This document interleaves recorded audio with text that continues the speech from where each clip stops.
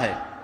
यह उत्साह साबित करता है कि जो देश की आवाज है, पूरे देश का जो नारा है, इसके साथ हमीरपुर भी और हिमाचल प्रदेश भी है। और वह नारा है कि फिर एक बार और अब की बार तो 400 पार में हिमाचल की चारों सीटें भी हैं, है ना? बहनों और भाइयों, जब पत्रकार पूछते हैं कि 400 पार कैसे, तो जवाब जनता जनार्दन देती है। जनता जनार्दन की ओर से जवाब जाता है कि जो राम को लाए हैं हम उनको, जो राम को लाए हैं।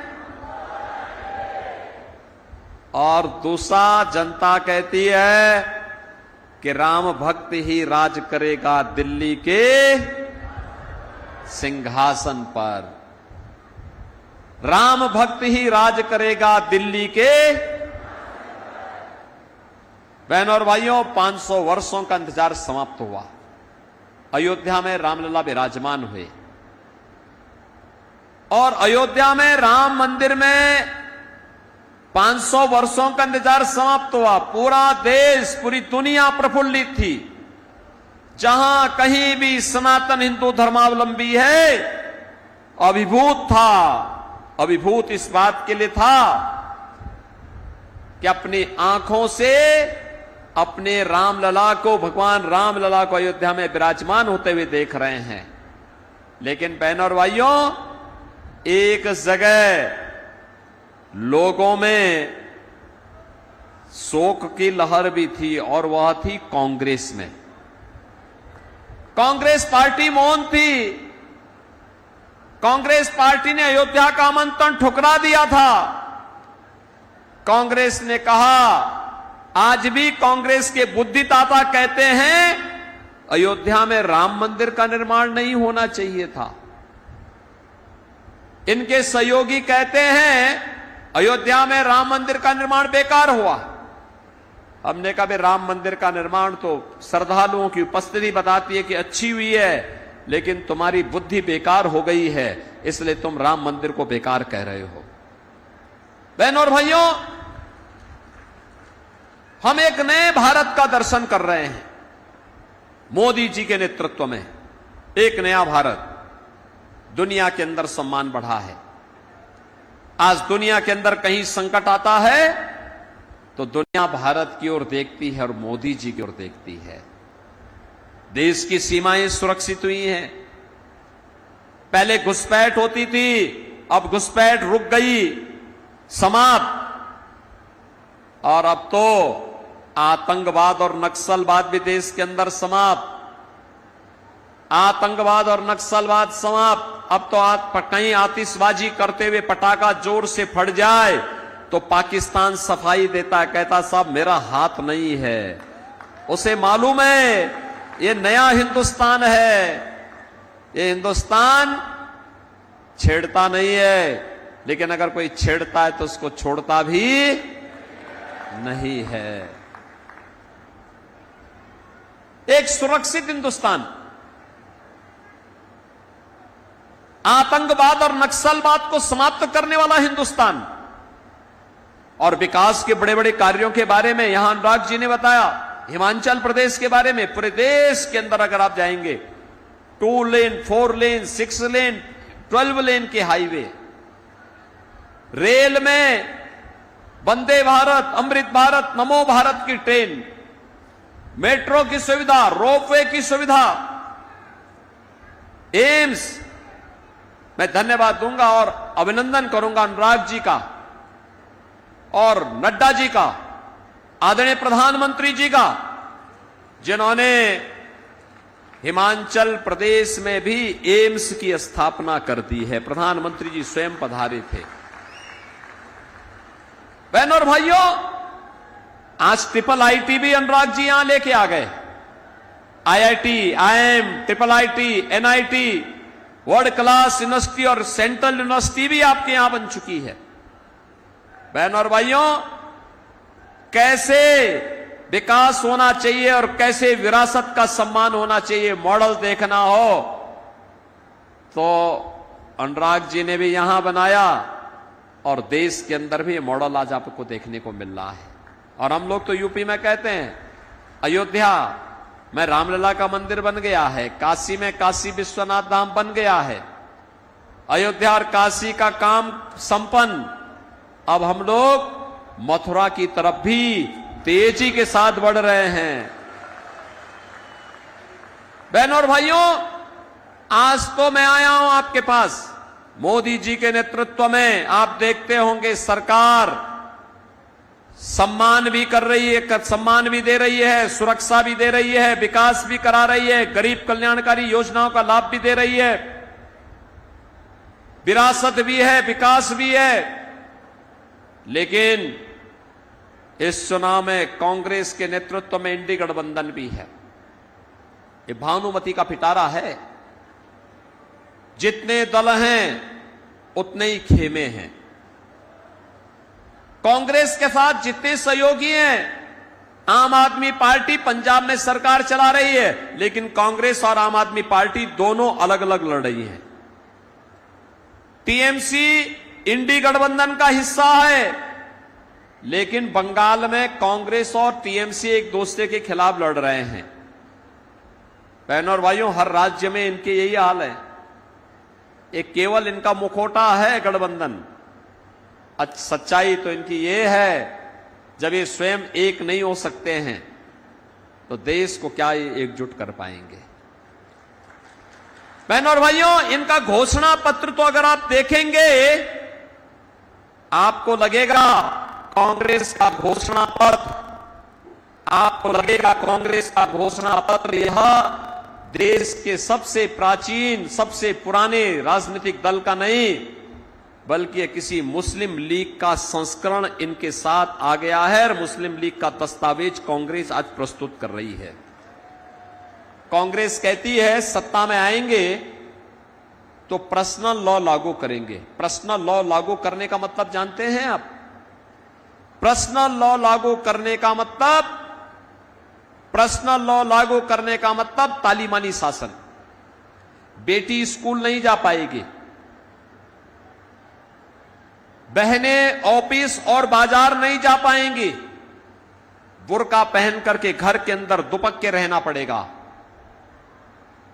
कांग्रेस के मित्रों को मैं सलाह देना चाहता हूं और उनको इस बात के लिए भी उनको चेतावनी भी देना चाहता हूं। भारत बाबा साहब भीमराव अंबेडकर के द्वारा बनाए गए संविधान से चलेगा। भारत किसी शरिया कानून से और किसी पर्सनल कानून से भारत नहीं चलेगा। यह भारतीय जनता पार्टी की घोषणा है। कांग्रेस कहती है सत्ता में आएंगे तो अनुसूचित जाति, जनजाति और पिछड़ी जाति के आरक्षण का अधिकार मुसलमानों को बांटेंगे। इन्होंने किया, याद करिए, कर्नाटक में कांग्रेस की सरकार है, इसने ओबीसी का आरक्षण वहां पर मुसलमानों को बांट दिया। आंध्र प्रदेश में कांग्रेस की जब सरकार थी, इसने ओबीसी का आरक्षण मुसलमानों को दे दिया। कांग्रेस की जब यूपीए की सरकार थी, तो यूपीए की सरकार में भी जस्टिस रंगनाथ मिश्रा की कमेटी इन्होंने इसलिए बनाई थी जिससे ओबीसी के आरक्षण को मुसलमानों को दे सकें। जस्टिस सच्चर कमेटी इन्होंने इसलिए बनाई थी जिससे अनुसूचित जाति और जनजाति के आरक्षण को मुसलमानों को दिया जा सके।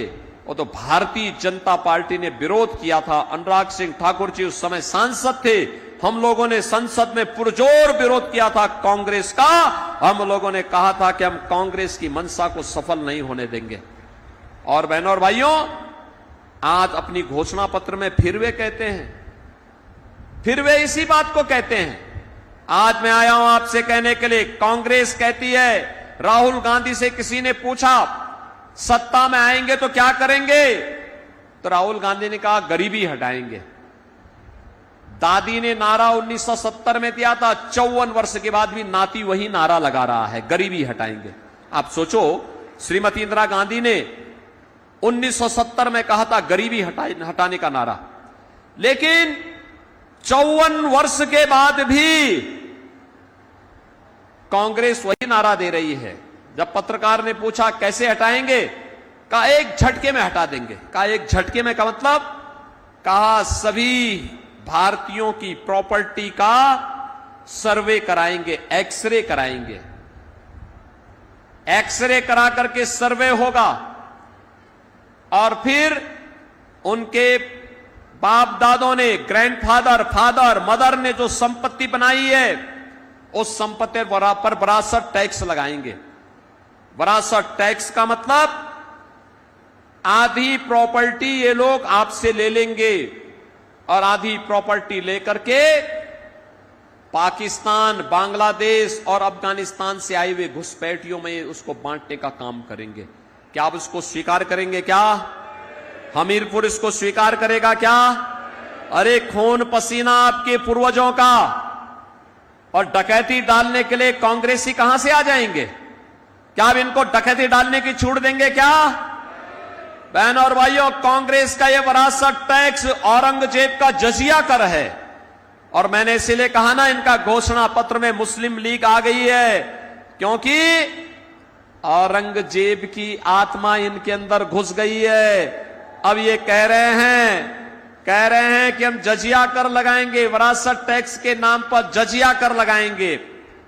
औरंगजेब बहन और भाइयों मुगल काल का सबसे क्रूर बादशाह माना जाता है।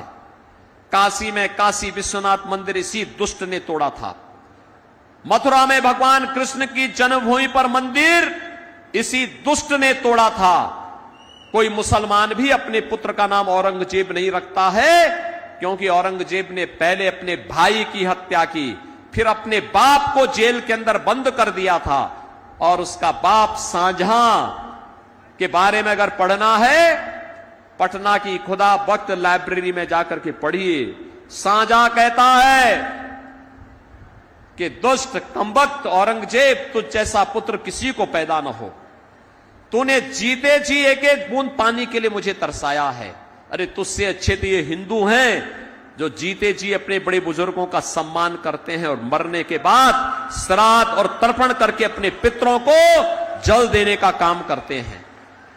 बहन और भाइयों, ये औरंगजेब की आत्मा, जिसने जजिया कर लगाया था हिंदुओं पर, जजिया कर कहता था हिंदुओं को, या जजिया कर दो नहीं तो मुसलमान बनो। आज ये औरंगजेब की आत्मा इस कांग्रेस के अंदर घुस गई है। क्या औरंगजेब को आप जिंदा होने देंगे? क्या? कतई नहीं जिंदा होने देना है औरंगजेब को। बहन और भाइयों, औरंगजेब को कतई स्वतंत्र भारत में हम जिंदा नहीं होने देंगे। वह जहां मिट चला है वहीं उसको दफन रहने देंगे। बल्कि औरंगजेब के नाम पर अगर कोई औरंगजेब को अपना आदर्श बांध करके चलेगा तो सामने बुलडोजर उसी के लिए खड़े हैं, उसको उसी ढंग से दफन करने का काम करेंगे। बहनों और भाइयों, कांग्रेस कहती है कि सत्ता में आएंगे तो अल्पसंख्यकों की रुचि के अनुसार खान पान की स्वतंत्रता देंगे। इस लाइन का अर्थ बहुत गंभीर है। मेरी बात ध्यान से सुनना, बहुत गंभीर है। खान पान बहुत संख्यक और अल्पसंख्यक का एक हो सकता है। जो कुछ आप खाते होंगे, रोटी, सब्जी, दाल, चावल, वही वो भी खाते होंगे। पकवान आप भी बनाते होंगे, वो भी बना सकते हैं, खा सकते हैं। एक जगह में आके बात ठहरती है। जब कोई मुसलमान कहता मैं गौ हत्या करूंगा, गौ मांस खाऊंगा, हिंदू अड़ जाता है, कहता नहीं, जन्म जन्म का नाता है, गाय हमारी, गाय हमारी। क्या आप कांग्रेस को गौ हत्या करने की छूट देंगे? क्या क्या कांग्रेस को गौ हत्या करने की छूट देंगे? क्या? अरे मुझे बताओ, अयोध्या में राम मंदिर बनाने का सौभाग्य आपके साथ जुड़ा है। आज आप में से हर व्यक्ति, आपने अनुराग जी को पिछली बार 4 लाख वोट से जिताया था। ये जिताते दिखाता है हमीरपुर का एक एक व्यक्ति अनुराग जी को वोट दिया था, प्रत्येक व्यक्ति अनुराग जी के समर्थन में खड़ा हुआ था। इसका मतलब अनुराग जी को जाने वाला वोट अयोध्या में राम मंदिर के निर्माण में हमारी ताकत बना था, हमारी ताकत बना था।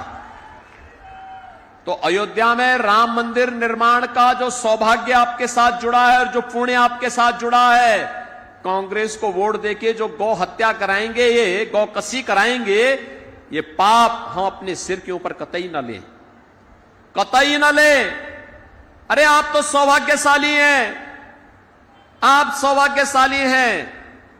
आप देखते होंगे दिल्ली के अंदर मोदी जी के कैबिनेट का एक स्मार्ट चेहरा जब भारत के विकास को ब्रीफिंग करने के लिए उतरता है, वह कोई और नहीं, आपका सांसद अनुराग ठाकुर होते हैं। विकास की एक एक योजना के बारे में देश को बताने का काम करते हैं। याद करिए, जिस महत्वपूर्ण मंत्रालय का दायित्व कभी अडवाणी जी ने, कभी सुषमा स्वराज जी ने, कभी अरुण जेटली जी ने जिस दायित्व का निर्वहन किया था, उस दायित्व का निर्वहन आज देश के सूचना और प्रसारण मंत्री के रूप में अनुराग सिंह ठाकुर कर रहे हैं। और साथ साथ युवा है तो युवा जैसा जोश और युवा जैसा खरोश भी होगा ही होगा, होगा ना।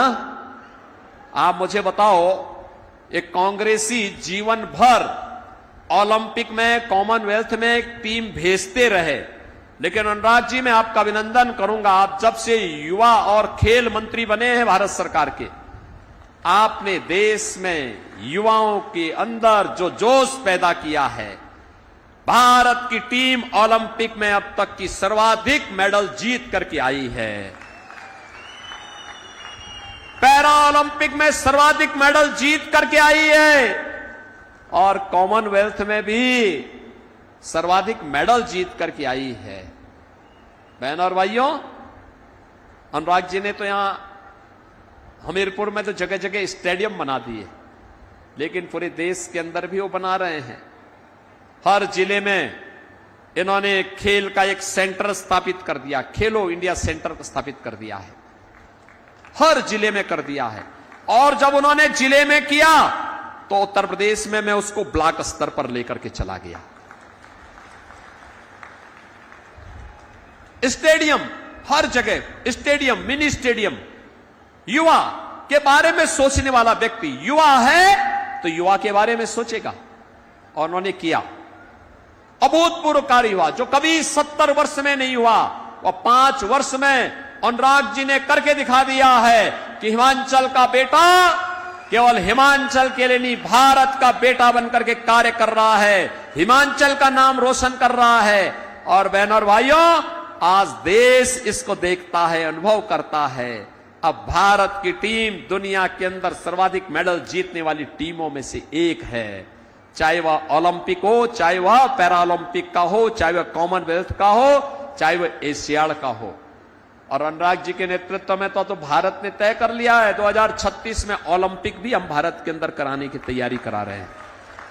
आप सोचो, जिसके बारे में कभी कोई सोचता नहीं था, आज भारत उसको कर रहा है। बहनों और भाइयों, एक तरफ इस प्रकार का सांसद विकास भी करा रहा है, युवाओं के साथ खेलता भी है और उनको खेल के लिए प्रोत्साहित करके आगे बढ़ाने का काम कर रहा है। जब हमारा युवा खेलेगा तो वह खिलेगा, और जब खिलेगा तो भारत को दुनिया की एक महाशक्ति बनाने में अपना योगदान देगा। खेलेगा तो नशे से दूर रहेगा, खेलेगा तो नशे से दूर रहेगा, और नशे से दूर रहेगा तो परिवार को भी बनाएगा, हिमाचल को भी बनाएगा, और भारत को बनाने में भी अपना योगदान देगा। ऐसा ही तो सांसद होना चाहिए, ऐसा ही तो सांसद होना चाहिए। और मैं तो अभी आया था हिमाचल, अभी देखा मैंने पहाड़ में जगह जगह आग लगी है। यह आग केवल जंगल की आग नहीं है, हिमाचल के विकास को कांग्रेस के द्वारा लगाई गई आग है। ये कांग्रेस देश के हितों के साथ खिलवाड़ कर रही है। बहनों और भाइयों, ये देश के हितों के साथ खिलवाड़ कर रही है। ये राम का विरोध करती है, भारत के हितों का विरोध करती है, आतंकवादियों और माफियाओं के साथ सांठगांठ रखती है। निर्दोष लोगों के प्रति इनकी संवेदना नहीं, इनकी संवेदना तो भारत विरोधी ताकतों के साथ में है। जब कश्मीर में धारा 370 हटती है तो इनकी संवेदना भारत विरोधी ताकतों के साथ खड़ी होती है। यह सारा पाप तो कांग्रेस के द्वारा किया गया है। संविधान के बारे में तमाम प्रकार की गलतफहमी, अफवाह ये लोग फैला रहे हैं, लेकिन सच्चाई क्या है? संविधान का गला घोंटने का काम 1952 हो या 1975, या कांग्रेस ने ही किया है। और इसीलिए मैं आज आपके पास आया हूं कहने के लिए कि आप अनुराग जी को जिताएंगे, कोई संदेह नहीं। हमीरपुर सीट हम जीतेंगे, कोई संदेह नहीं, कोई संदेह नहीं, कोई संदेह नहीं रहा बहनों भाइयों। लेकिन जीत रिकॉर्ड मात्रा में वोटों के साथ होनी चाहिए, इसके लिए मैं आया हूं आपके पास। रामलला के यहां से मैं इसीलिए आपके पास आया हूं। एक मैंने कहा अपने हमीरपुर वासियों को जाकर के सिद्ध योगी बाबा बालकनाथ जी की कृपा भूमि को, माता चित्तपूर्णी की कृपा भूमि को, माता नैना देवी की पावन धरा को नमन भी कर लूंगा और आपको आमंत्रण भी दूंगा कि आप भी अब नई अयोध्या में दर्शन करने के लिए आइए। और इसके लिए मैं आज आपके बीच आया हूं। भारतीय जनता पार्टी ने विधानसभा के उपचुनाव बरसर में से इंद्रदत्त लखनपाल जी को भी अपना प्रत्याशी बनाकर के आपके बीच में उतारा है। बहनों और भाइयों, एक कांग्रेस जो विकास की बैरियर बनी हुई है, एक कांग्रेस जो भू mafia, land mafia, sand mafia,